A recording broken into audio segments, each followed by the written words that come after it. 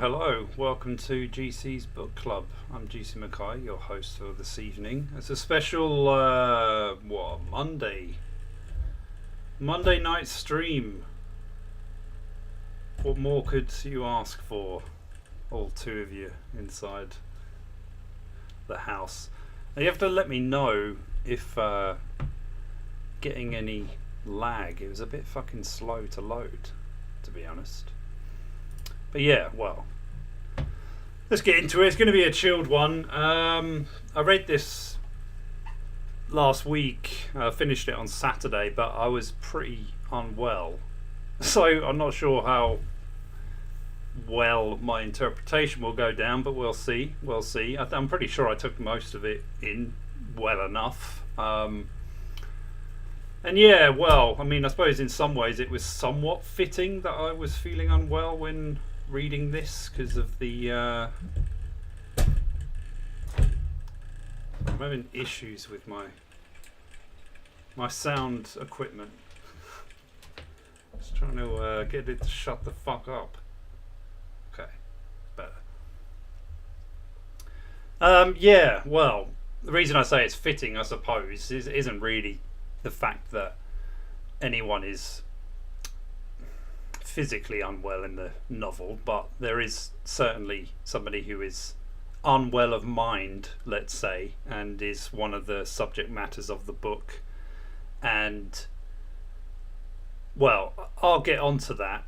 This is a book that's written in 3 parts. So the vegetarian section is the opening and is the only section that's in first person, although I'm somewhat reluctant to say that, mainly because I think in the third it does get played around with a bit, to the point where I actually found it to be somewhat insulting, or even condescending to some degree.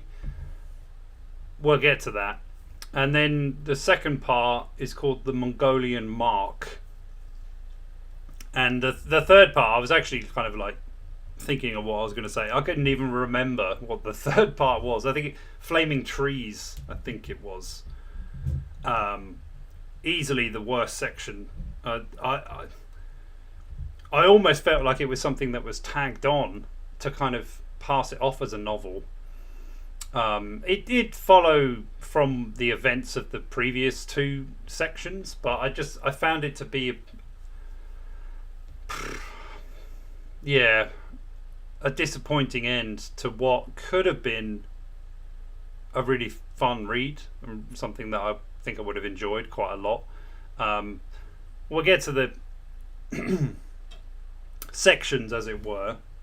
But I just wanted to kind of clarify by the fact that we start off in first person, and that's from the perspective of the husband of the woman who turns vegetarian, and how he views what's happening, basically. Then in the Mongolian Mark, we switch to third person close, but it's from the perspective of the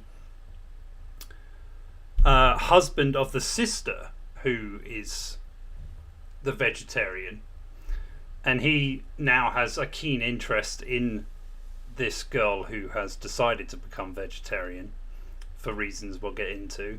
And then in the third section, Flaming Trees, we're in third person, just standard narrator, which I suppose it follows the same sister a little bit closer. Meaning we never really get into too much of the supposed lead character in this. I think purposefully, obviously, given like the journey she goes on. But I found that to be a slightly odd choice given the premise, I suppose, and even more so given the talk surrounding it being, feminist and whatnot, which I mean, it still is, I guess. But I found it to be kind of ironic that the most interesting characters were men, and by the third act, the two sisters I couldn't really care less about, and not because I'm lack all empathy, although some might argue that.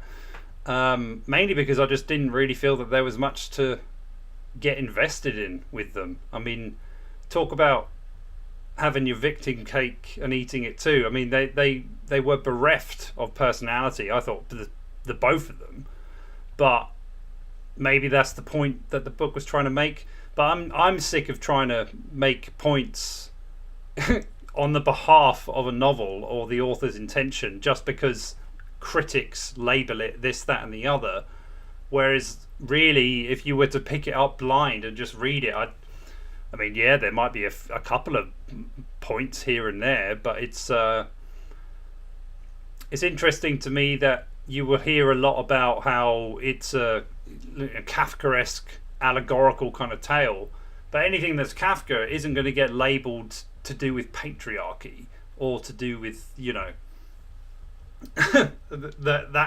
which I would find a lot more refreshing if it was actually talking about it from that perspective, because at least it wouldn't feel like it's a divisive way of championing the novel.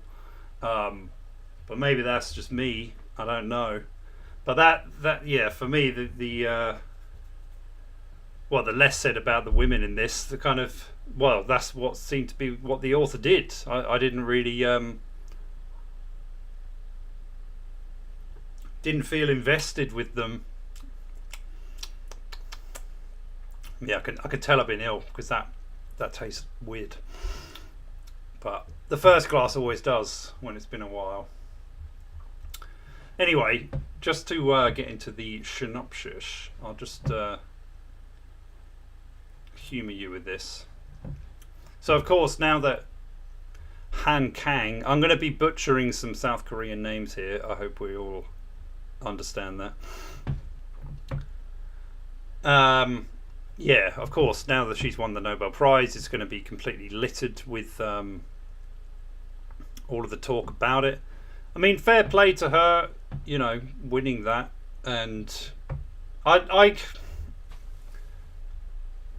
find it a little bit difficult to know where to stand with this book, if I'm honest. I'd give it 3 stars. I mean, that probably sounds a little bit mediocre, but it's still decent. It's a good read up until a certain point, and I do like her flair as a writer. And even though I'm going to slag off the 3rd section, I do admire what she was trying to do with it. It was a risk, and for me, it didn't pay off. Like I found it to be not only somewhat asinine, but also, yeah, as I said before, condescending, and broke rules which are established for a reason. And I don't think that she earned that right by the time we get to that point in the book. But this is just my perspective on it. But yeah, here is the book script. Oh, don't want to do that. So, before the nightmares began, Hyung-hee and her husband lived an ordinary, controlled life, but the dreams, invasive images of blood and brutality, torture her, driving Hyung-hee to purge her mind and renounce eating meat altogether. It's a small act of independence, but it interrupts her marriage and sets into motion an increasingly grotesque chain of events at home. As her husband, her brother-in-law and sister each fight to reassert their control, Hyung-hee obsessively defends the choice that's become sacred to her. I mean, this is giving a lot of presumed credit, I would argue. But whatever. Soon their attempts turn desperate, subjecting first her mind and then her body to ever more intrusive and perverse violations, sending Hyung-hee spiralling into a dangerous, bizarre estrangement, not only from those closest to her, but also from herself. Celebrated by critics around the world, The Vegetarian is a darkly allegorical Kafkaesque tale of power, obsession, and one woman's struggle to break free from the violence both without and within her. And then it's just, yeah, further garble, pretty much. It's a decent synopsis, I would say. I do feel like it's giving a little bit more credit to Hyun-hee, mainly because she is completely lacking in... I don't want to keep saying personality, but there's not really much there. And you could argue that is because she has lost her mind, and the vegetarianism was just the kind of stepping stone toward that. And we're not really going to get to know much more about her from here on out, which I don't really feel that we do. So she becomes vegetarian, and her only excuse for this is that she had a dream, and this is what she keeps repeating. She's like Martin Luther King, although she doesn't ever fucking elaborate on what the dream is, really. It says there in the synopsis, yeah, it's brutal and, you know, devastating and all this stuff, but I didn't really get that.